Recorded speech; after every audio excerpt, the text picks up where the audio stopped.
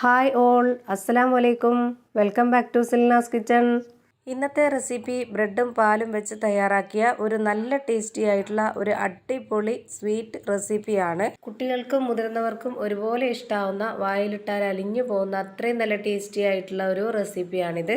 അപ്പോൾ നമ്മുടെ ഈ ഒരു റെസിപ്പിയിലോട്ട് കിടക്കുന്നതിന് മുമ്പായി എൻ്റെ ചാനൽ ആദ്യമായിട്ട് കാണുന്നവരാണെങ്കിൽ പ്ലീസ് ഒന്ന് സബ്സ്ക്രൈബ് ചെയ്തേക്കണേ. ഒപ്പം തന്നെ ഈ വീഡിയോസ് നിങ്ങൾക്ക് ഇഷ്ടപ്പെടുകയാണെങ്കിൽ ഒരു ലൈക്ക് ചെയ്യാനും മറക്കരുത്. ഇനി നമുക്ക് റെസിപ്പിയിലോട്ട് കിടക്കാം. അപ്പോൾ ആദ്യം തന്നെ ഞാനിവിടെ ഈ ഒരു റെസിപ്പി തയ്യാറാക്കാനായിട്ട് 8 ബ്രെഡാണ് എടുത്തിട്ടുള്ളത്. ഇനി ഇതിൻ്റെ 4 സൈഡും ഒന്ന് കട്ട് ചെയ്തെടുക്കുന്നുണ്ട്. ഞാനിപ്പോൾ ഒരു കവർ പാലിന് വേണ്ടിയാണ് ഈ ഒരു 8 ബ്രെഡ് എടുത്തിട്ടുള്ളത്. നിങ്ങൾക്ക് എത്രയാണോ സ്വീറ്റ് തയ്യാറാക്കേണ്ടത് അതിനനുസരിച്ച് കൂട്ടിയും കുറച്ചൊക്കെ എടുക്കാം. ഇപ്പോൾ ഇതിൻ്റെ സൈഡെല്ലാം കട്ട് ചെയ്ത് മാറ്റിയിട്ടുണ്ട്. അടുത്തതായി ഇനി ഇതൊന്ന് റെഡിയാക്കി എടുക്കാം. അതിനായിട്ട് ഞാൻ സ്റ്റവിലേക്ക് ഒരു പാൻ വെച്ച് ഫ്ലെയിം ഓണാക്കി കൊടുത്തിട്ടുണ്ട്. ഇതിലേക്ക് ഒരു കവർ പാൽ ഒഴിച്ചു കൊടുക്കാം.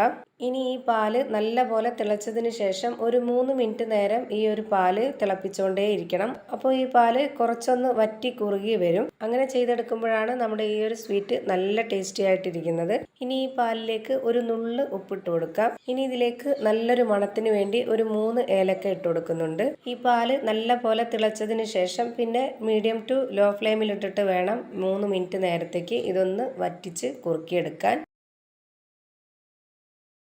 ഇനി ഇതിലേക്ക് ഒരു സ്പൂൺ നെയ്യ് ഒഴിച്ചു കൊടുക്കാം. നെയ്യില്ലെങ്കിൽ ബട്ടർ ഒഴിച്ചു കൊടുത്തിരുന്നാലും മതി. നെയ്യായിരിക്കും കൂടുതൽ നല്ലത്, കാരണം അതിൽ ചെറിയൊരു മണമൊക്കെ ഉള്ളതുകൊണ്ട് നല്ലൊരു ടേസ്റ്റ് ആയിരിക്കും. പെട്ടെന്ന് തയ്യാറാക്കി എടുക്കാൻ പറ്റിയ ഒരു ബുദ്ധിമുട്ടും ഇല്ലാത്ത ഒരു അടിപൊളി സ്വീറ്റ് റെസിപ്പിയാണ്. ഇപ്പോൾ ഈ പാല് നല്ലപോലെ തിളച്ച് ഒന്ന് വറ്റി വന്നിട്ടുണ്ട്. ഈ ഒരു സമയമാകുമ്പോൾ നമുക്ക് ഇതിലേക്ക് ബ്രെഡ് ഇട്ട് കൊടുക്കാം. ബ്രെഡ് ഇട്ട് കൊടുക്കുമ്പോഴത്തേക്ക് പാല് ലോ ഫ്ലെയിമിൽ ഇട്ടിട്ട് വേണം ഇട്ട് കൊടുക്കാനായിട്ട്. ഞാനിപ്പോൾ ഇതിലേക്ക് 8 ബ്രെഡും ഇട്ട് കൊടുക്കുന്നുണ്ട്. ഈ ബ്രെഡ് മുഴുവനായിട്ടും ഇട്ട് കൊടുത്തതിന് ശേഷം ഫ്ലെയിം കൂട്ടി വെക്കാം. എന്നിട്ട് ഇതുപോലെ നന്നായിട്ടൊന്ന് ഇളക്കി കൊടുക്കാം. ഇത് നല്ല പോലെ ഒന്ന് ഇളക്കി യോജിപ്പിച്ചെടുത്തതിന് ശേഷം ഇനി മീഡിയം ടു ലോ ഫ്ലെയിമിൽ ഇട്ടിട്ട് നല്ല പോലെ ഇത് കുറുക്കിയെടുക്കാം. കൈ വിടാതെ നന്നായിട്ട് ഇളക്കി കൊടുത്തോണ്ടേ ഇരിക്കാം, അല്ലാന്നുണ്ടെങ്കിൽ കറക്റ്റ് ഒരു പരുവത്തിന് കിട്ടത്തില്ല. ഇപ്പൊ ഇതാ നന്നായിട്ട് കുറുകി വന്നിട്ടുണ്ട്. ഈ ഒരു ടൈം ആകുമ്പോൾ ഇതിലേക്ക് ഇനി മധുരത്തിന് ആവശ്യമായ പഞ്ചസാര ചേർത്ത് കൊടുക്കാം. ഇനി ഇത് ഒന്നുകൂടി നല്ല പോലെ ടൈറ്റ് ആയി കിട്ടാൻ വേണ്ടിയിട്ട് ഇതിലേക്ക് ഒരു 30 മില്ലി അളവിൽ ഓയിലാണ് ഒഴിച്ചു കൊടുക്കുന്നത്.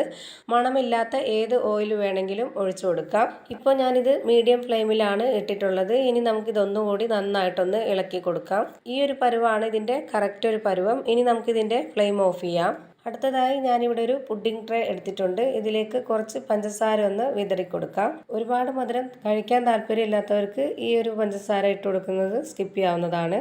ഞാനിപ്പോൾ ഈ ഒരു ട്രേയിലേക്ക് ചൂടോടെ തന്നെ ഇത് മുഴുവനായിട്ടും ഇട്ട് കൊടുക്കുന്നുണ്ട്. ഇനി നമുക്കിത് കട്ട് ചെയ്തെടുത്തിട്ടാണ് കഴിക്കേണ്ടത്. അതിനായിട്ട് ഞാനിത് നല്ല പോലെ ഒന്ന് കറക്റ്റാക്കി വെച്ച് കൊടുത്തതിന് ശേഷം ഒരു 2 മണിക്കൂർ നേരം ഫ്രിഡ്ജിൽ എടുത്തു വെച്ചിരിക്കണം. ഫ്രീസറിലല്ല, അതിൻ്റെ താഴെയാണ് വെച്ച് കൊടുക്കേണ്ടത്.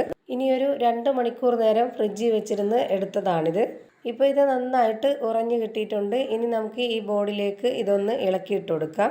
ഇതിൻ്റെ വക്കൊക്കെ നന്നായിട്ട് ഇളകിയിരിക്കുകയാണ്. നമ്മളിത് തിരിച്ചിട്ട് കൊടുക്കുമ്പോൾ തന്നെ പെട്ടെന്ന് ഇളകി വരും. ഇനി നമുക്ക് ഇഷ്ടമുള്ള രീതിയിൽ ഇതൊന്ന് കട്ട് ചെയ്തെടുക്കാം. ഞാനിപ്പോൾ ഇത് ഈ ഒരു ഷേപ്പിലാണ് കട്ട് ചെയ്തിട്ടെടുക്കുന്നത്. ഇപ്പോൾ ദാ നമ്മുടെ പാലും ബ്രെഡും വെച്ച് തയ്യാറാക്കിയ ഒരു നല്ല ടേസ്റ്റി ആയിട്ടുള്ള സ്വീറ്റ് റെസിപ്പി റെഡി ആയിട്ടുണ്ട്. വളരെ സിമ്പിളാണ് തയ്യാറാക്കാനായിട്ട്. അപ്പോൾ തീർച്ചയായിട്ടും നിങ്ങളും ഇതുപോലൊന്ന് ട്രൈ ചെയ്ത് നോക്കുക. എല്ലാവർക്കും ഇഷ്ടമാവും. നല്ല ടേസ്റ്റി ആയിട്ടുള്ള ഒരു മധുരത്തിൻ്റെ റെസിപ്പിയാണ്. ഇത്രയേ ഉള്ളൂ ഇന്നത്തെ വീഡിയോ. ഇഷ്ടമായാൽ ലൈക്ക് ചെയ്യാനും കമൻറ്റ് ചെയ്യാനും ഷെയർ ചെയ്യാനും മറക്കരുത്. അതുപോലെ തന്നെ ഞാനിടുന്ന പുതിയ വീഡിയോസ് നോട്ടിഫിക്കേഷനായിട്ട് കിട്ടുന്നതിന് വേണ്ടി സബ്സ്ക്രൈബ് ചെയ്ത് ബെല്ലൈക്കൺ അമർത്തി അതിൽ ഓൾ എന്ന ഓപ്ഷൻ എനേബിൾ ചെയ്ത് കൊടുക്കാനും മറക്കരുത്. പുതിയൊരു വീഡിയോയുമായി വീണ്ടും വരും. Thank you for watching.